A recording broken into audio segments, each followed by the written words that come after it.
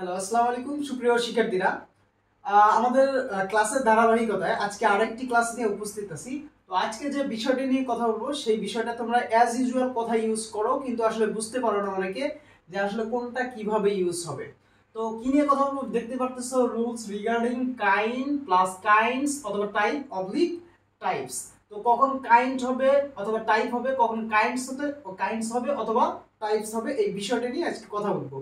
যদিও একটা সহজ বিষয় এবং পরিচিত বিষয়, বাট এই বিষয়টা থেকে কিন্তু ইউনিভার্সিটি অ্যাডমিশনে প্রশ্ন আসতে দেখা যায়, অথবা জব প্রিপারেশনে প্রশ্ন আসতে দেখা যায়, বা জব পরীক্ষাতে প্রশ্ন আসতে দেখা যায়। তো দেখি কিভাবে এগুলো কাজ করবে।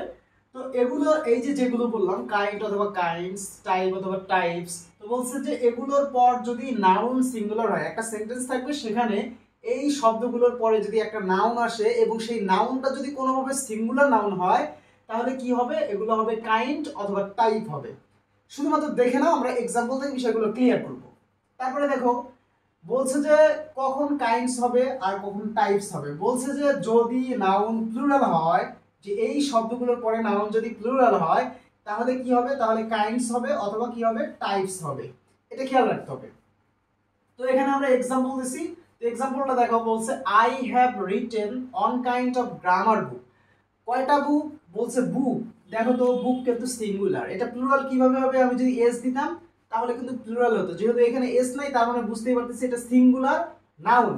তো গ্রামার বুক, একটা বুক বোঝাচ্ছে যে সিঙ্গুলার বুক। এই যে ওয়ান বলছে একটি বুক, এ গ্রামার বুক মানে one kind of grammar book.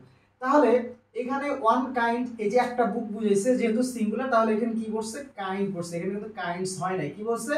Kind করছে। তো তারপরে দেখো, বলছে I have several kinds of books. দেখতে পাচ্ছ সেভারাল একটা কি?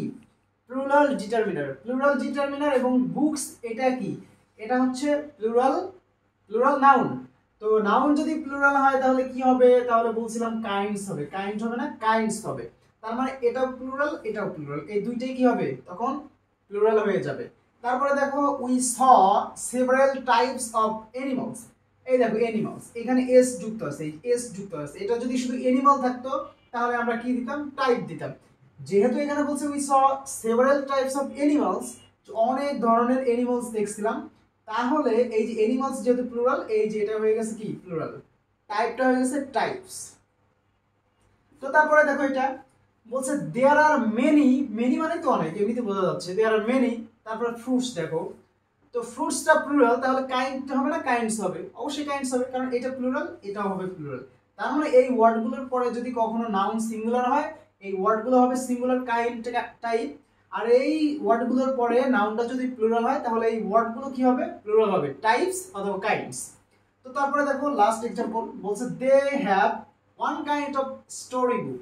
তাহলে one kind of story book বলছে, তাহলে বলতো সিঙ্গুলার হবে না প্লুরাল হবে?